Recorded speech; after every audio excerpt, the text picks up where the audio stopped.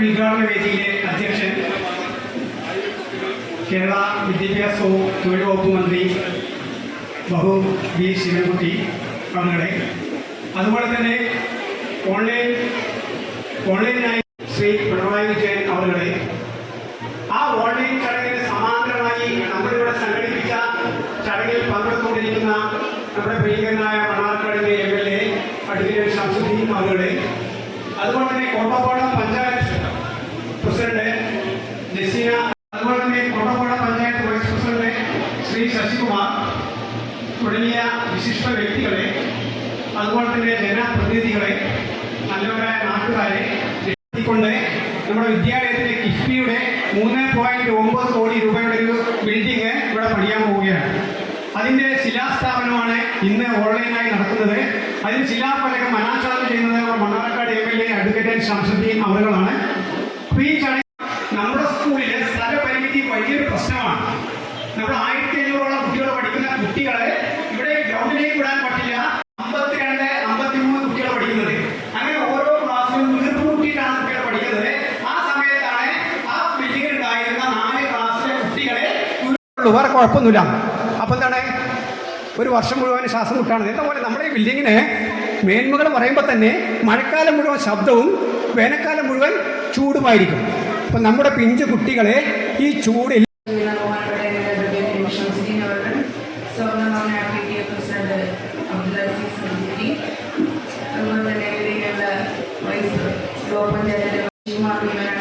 ജില്ലാ panchayat member teacher, Kottappadam ഗ്രാമപഞ്ചായത്തിൻ്റെ വികസന സ്റ്റാൻഡിംഗ് ചെയർപേഴ്സൺ പ്രഭിനാമുദ്ദീൻ, ഒരുപാട് വിശിഷ്ട വ്യക്തിത്വങ്ങളുടെ ഏറ്റവും സ്നേഹിതരാണ്. പൊതുവിദ്യാഭ്യാസ സംരക്ഷണ യജ്ഞത്തിൻ്റെ ഭാഗമായിട്ട് വിദ്യാഭ്യാസ പദ്ധതിയിൽ ഉൾപ്പെടുത്തി നമ്മുടെ സ്കൂളിന് ഒരു 15 റൂമുള്ള 3 നിലകളിലായിട്ടുള്ള കെട്ടിടം ഞങ്ങളുടെ സ്വന്തം MLA അഡ്വക്കേറ്റ് N. ഷംസുദ്ദീൻ അവരുടെ ശിലാഫലകം അനാച്ഛാദനം ചെയ്യുന്നതിനായി സ്നേഹാദരപൂർവ്വം ക്ഷണിക്കുന്നു.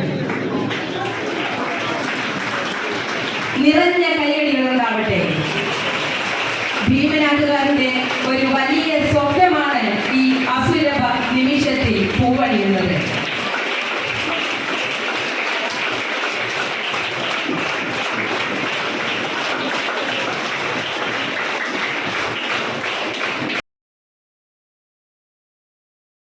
എനിക്ക് സ്വാഗതം പറഞ്ഞ, അതുപോലെ തന്നെ ഇതിൻ്റെ ഔപചാരികമായ ഉദ്ഘാടനം ഓൺലൈനായി നിർവഹിക്കുന്നത് കേരളത്തിൻ്റെ ആദരണീയനായ മുഖ്യമന്ത്രി ശ്രീ പിണറായി വിജയൻ പങ്കെടുക്കുന്ന ബഹുമാന്യ വ്യക്തിത്വങ്ങളെ, ഇവിടെ സമ്മേളിച്ചിട്ടുള്ള നല്ലവരായ സഹോദരങ്ങളെ, സഹോദരിമാർ, ഇന്ന് കേരളത്തിൽ 30ഓളം സ്കൂളുകൾ, അതിൽ 18 പണി പൂർത്തിയായാലും ശേഷിക്കുന്നത് നിർമ്മാണ പ്രവർത്തനങ്ങൾ തുടങ്ങുന്നതുമാണ്. അപ്പോൾ കർമ്മ പദ്ധതിയും സുപ്രധാനമായ പദ്ധതിയായിരുന്നു പൊതുവിദ്യാഭ്യാസ സംരക്ഷണ യജ്ഞവും അതിൻ്റെ തുടർച്ചയായുള്ള വിദ്യാഭ്യാസ പദ്ധതി. 2014 LDF സർക്കാർ അധികാരത്തിൽ വരുമ്പോൾ പൊതുവിദ്യാഭ്യാസ മേഖല അട്ടിമറിക്കുകയായിരുന്നു. LDF സർക്കാർ അധികാരത്തിൽ വന്നപ്പോൾ ആദ്യം ചെയ്തത് അടച്ചുപൂട്ടൽ ഭീഷണി നേരിടുന്ന വിദ്യാലയങ്ങൾ നിലനിർത്തുക എന്നതായിരുന്നു. 2017 പൊതുവിദ്യാഭ്യാസ സംരക്ഷണ യജ്ഞം കൊണ്ട് വരുമ്പോൾ പൊതുവിദ്യാഭ്യാസ മേഖലയുടെ ആകെ വികസനമാണ് ലക്ഷ്യം വെച്ചത്. ഇപ്പോൾ ഏതാണ്ട് 8 വർഷം പൂർത്തീകരിക്കുമ്പോൾ സാധാരണക്കാരെ കുട്ടികൾ പഠിക്കുന്ന പൊതുവിദ്യാലയങ്ങളിൽ മേന്മ തിരിച്ചറിയണമെങ്കിൽ മറ്റെങ്ങും പോകേണ്ട ഇന്ന് ഈ സംസ്ഥാനതല ഉദ്ഘാടനം നടക്കുന്ന ശ്രീകാര്യം ഗവൺമെന്റ് ഹൈസ്കൂൾ മാത്രം കണ്ടാൽ മതി. അത്തരം മാറ്റങ്ങൾ കൊണ്ടുവന്നിട്ടുണ്ട്. ഒരു ദശാബ്ദത്തിന് ശേഷം പാഠ്യപദ്ധതി പരിഷ്കരിക്കപ്പെട്ടു. സ്കൂൾ തുറക്കുന്നതിന് മുമ്പ് തന്നെ പാഠപുസ്തകങ്ങളുടെ യൂണിഫോം കുട്ടികൾക്ക് എത്തിച്ചു നൽകി. രാജ്യത്തെ കുട്ടികളുടെ കൊഴിഞ്ഞുകൊണ്ട് ഏറ്റവും കുറഞ്ഞ സംസ്ഥാനമാണ് കേരളം. വിദ്യാഭ്യാസ മേഖലയിൽ നാം രാജ്യത്ത് തന്നെ പ്രഥമ ശ്രേണിയിലാണ്. ലിംഗസമത്വം മുൻനിർത്തി പാഠപുസ്തകങ്ങൾ മാത്രമല്ല സ്കൂളുകൾ തന്നെയും പരിഷ്കരിക്കപ്പെട്ടു. ഭിന്നശേഷി ആഭിമുഖ്യത്തിൽ pre primary management certificate course ആരംഭിച്ചു കഴിഞ്ഞു. ഇത് രാജ്യത്ത് ആദ്യമായിട്ടാണ്. ഈ സ്കൂളുകൾ കലോത്സവം ചരിത്രത്തിൽ ആദ്യമായി തദ്ദേശീയ ജനതയുടെ കലാരൂപങ്ങൾ മത്സരങ്ങളിൽ ക്യാമ്പസുകളിൽ ശുചിത്വ വിദ്യാലയം ഹരിത വിദ്യാലയം പദ്ധതി പ്രകാരം ഈ വർഷം തന്നെ മാലിന്യമുക്ത ക്യാമ്പസായി പ്രഖ്യാപിക്കപ്പെടും. പൊതുസമൂഹമാണ്. പൊതുസമൂഹത്തിന്റെ പിന്തുണ തുടർന്നും ഉണ്ടാകുമെന്ന് അഭ്യർത്ഥിച്ചുകൊണ്ട് എൻ്റെ അധ്യക്ഷ പ്രസംഗം അവസാനിപ്പിക്കുന്നു. നന്ദി, നമസ്കാരം.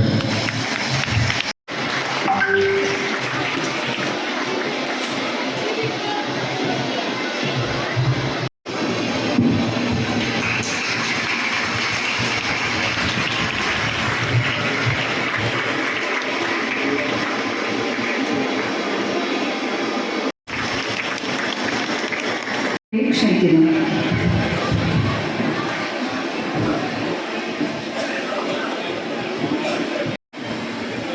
ഇന്ന് കാലത്ത് ഒത്തുകൂടിയിരിക്കുന്നത് നമ്മുടെ സംസ്ഥാനത്ത് ഇവിടെ നേരത്തെ സ്വാഗതപ്രസംഗത്തിൽ വ്യക്തമാക്കി പ്ലാൻ ഫണ്ട് നടന്നുകൊണ്ടിരിക്കുന്ന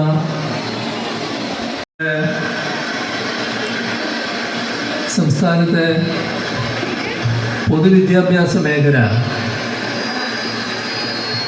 ഇന്ന് രാജ്യത്തിന് മുന്നിൽ തലയുയർത്തി നിൽക്കുന്നൊരു മേഖലയാണ്. വർഷം മുൻപ് ഇതായിരുന്നില്ല സ്ഥിതി. അന്ന് നമ്മുടെ പൊതുവിദ്യാലയങ്ങളിൽ ആ തലമുറ വല്ലാതെ മാനസികമായി വേദനിക്കുന്ന അവസ്ഥ വന്നു.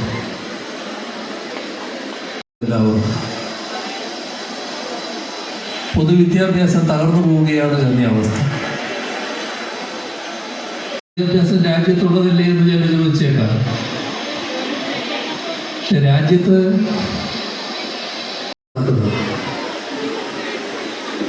ആ തെരഞ്ഞെടുപ്പിലൂടെ അധികാരത്തിൽ വന്ന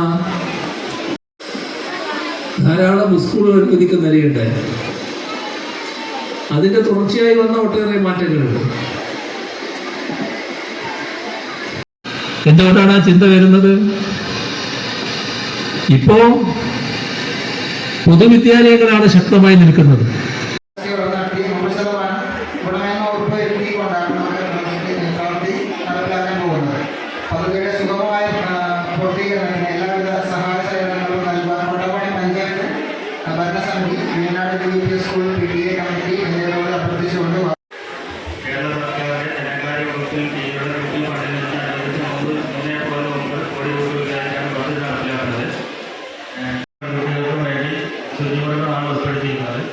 ഓരോ നിലയിലും 4029 സ്ക്വയർ ഫീറ്റ് വീതം ഏരിയ ഉൾപ്പെടെ ആകെ 12,742 സ്ക്വയർ ഫീറ്റാണ് കെട്ടിടത്തിന്റെ ആകെ വിസ്തീർണം. ഈ മുഹൂർത്തത്തിന്റെ ഈ ചടങ്ങിന്റെ അഭിനന്ദയായ അധ്യക്ഷ, കുടപ്പണം ഗ്രാമപഞ്ചായത്തിന്റെ പ്രിയങ്കരിയായ പ്രസിഡന്റ് ശ്രീമതി, ഒരു സ്വപ്ന സാക്ഷാത്കാരത്തിന് തുടക്കം കുറിച്ച ഏറെ സന്തോഷകരമായ ഈ വേദിക്ക് ഈ ചടങ്ങിന് ഞാൻ ആദ്യമായി എല്ലാവിധ ആശംസകളും ഭാവുകങ്ങളും നേരുകയാണ്.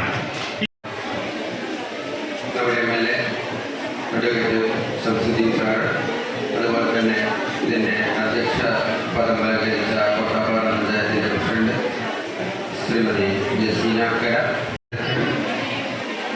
കോട്ടാപ്പാറ ഗ്രാമപഞ്ചായത്ത് വികസന സ്റ്റാൻഡിംഗ് കമ്മിറ്റി ചെയർപേഴ്സൺ റഫീഖ,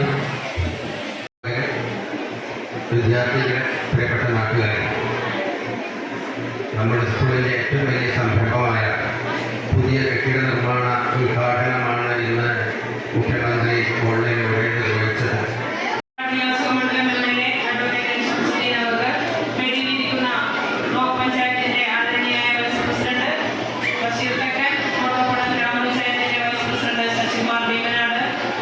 സ്കൂളിന്റെ PTA പ്രസിഡന്റ് അസീസ് മാഷ്, HM വേദിയിലിരിക്കുന്ന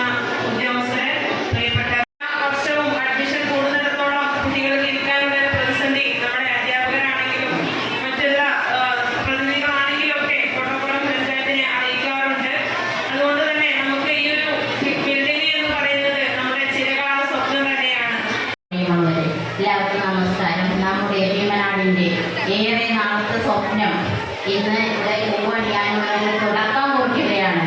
ഈ ചടങ്ങിന് എല്ലാവിധ ആശംസകളും നേർന്നുകൊണ്ട് ഈ യോഗത്തെ അധ്യക്ഷനായ ശ്രീ വി ശിവകുമാർ സാർ അതുപോലെ നമ്മുടെ ഈ ഉദ്ഘാടനം ബർത്ത്ഡേ നടത്തിയ ആശംസകൾ അർപ്പിച്ചുകൊണ്ട് നിർത്തുന്നു. നന്ദി.